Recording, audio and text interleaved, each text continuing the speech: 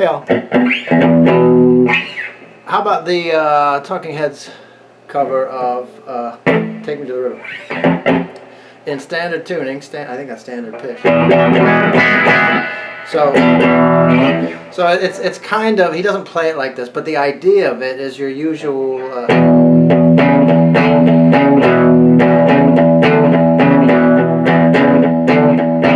That's just your usual typical sort of big boss man, shuffle blues thing. But he doesn't do it like that. In fact, you get a little bit of phase shifter on it.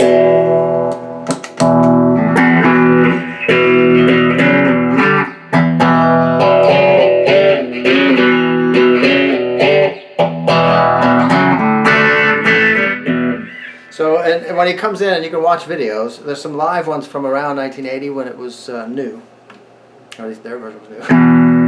And you can see what he's doing. He does the main riff on the E, A, and D strings.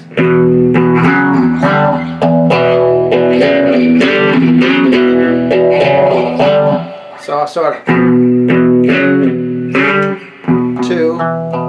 A and D at 2, 4, but he kind of goes back to 2, then does it up to 5.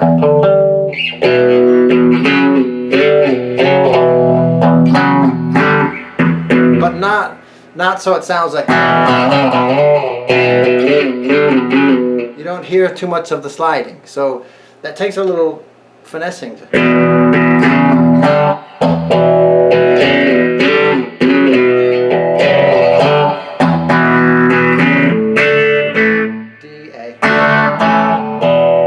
Then stop. Don't know why I love it like I do. D, A. You put me through. I can't forget. The worst of it. I wanna know. So it goes D, A, C.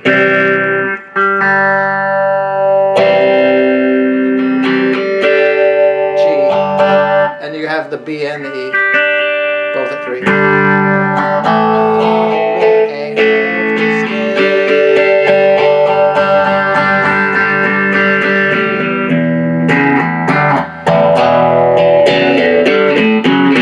Okay, so on that, D, A, I wanna know, C, won't you, G, tell me, A, I'd love to stay. It goes back to a G. Now here's the thing with the G, because Tina is on E there.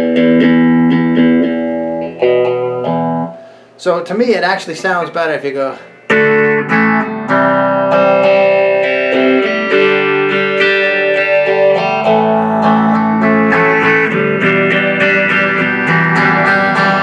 It sounds better to me as an E minor with the B and E.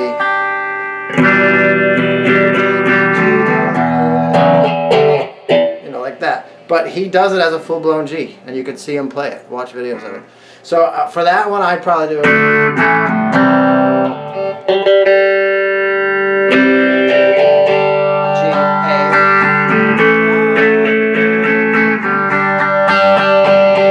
A. I'd probably still do most of the G, but I'd concentrate on the upper part of it, which he kind of does.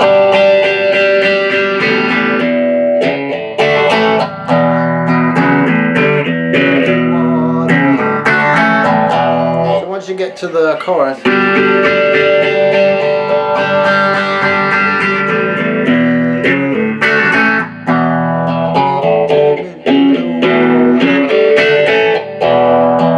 now just listen for it yourself and you hear that. So it goes.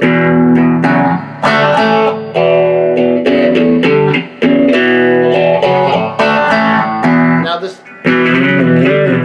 I don't think he's doing that slide through the whole tune, but listen for yourself or watch for yourself and see. I think sometimes it is just a straight.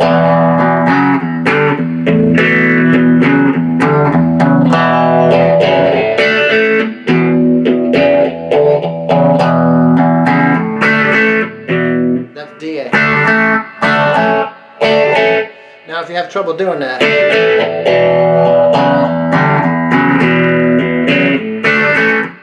to get that nice smooth, you can just do A, suspend, and then off. If you want it, if you can't do that.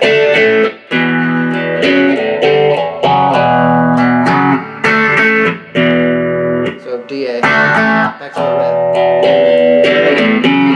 The main thing on the riff though is do the D and A strings both, A and D strings both.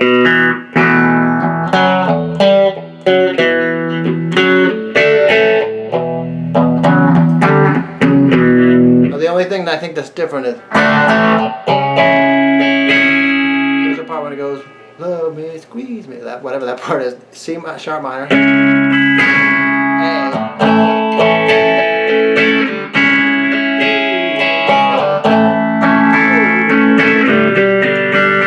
till I can, that part. Get back to that same G chord.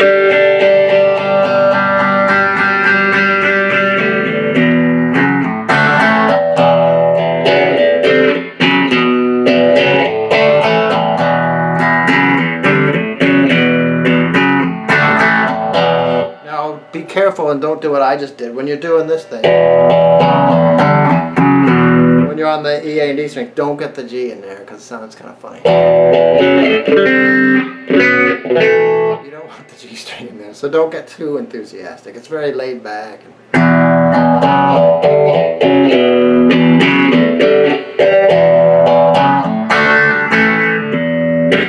the only thing that's different is doing that one part when it does it. That's just on E up here. It sounds like it's going up.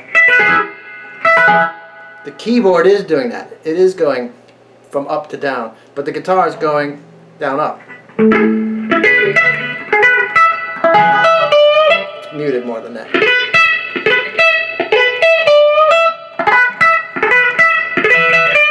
Again, you can watch, there's a video of them in 1980 doing it.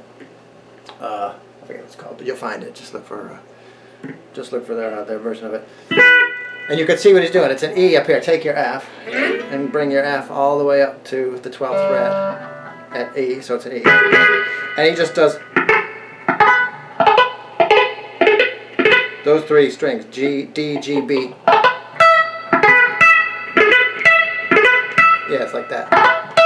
But the high E you can hear. It's not as muted. And then at the end of it,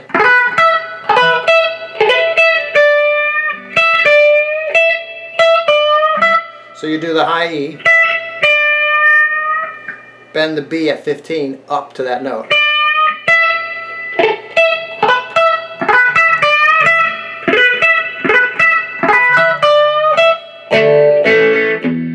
Goes back to the main riff. Now that's all the pieces. Now what order they're in and when they come in, that's up to you. Listen to it, get the tune right.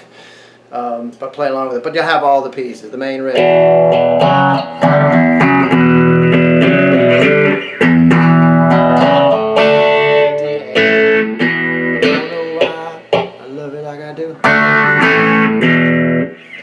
Then there's C, G, A,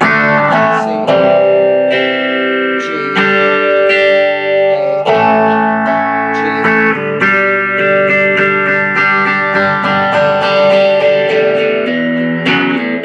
Actually it goes after.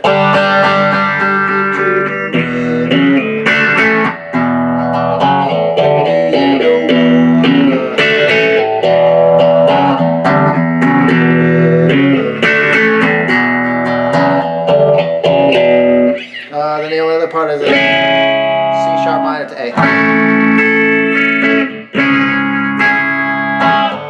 sharp minor, A, G.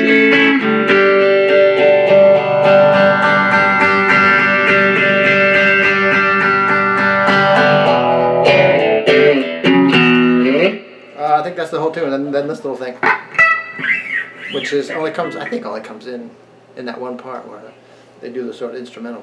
Good luck.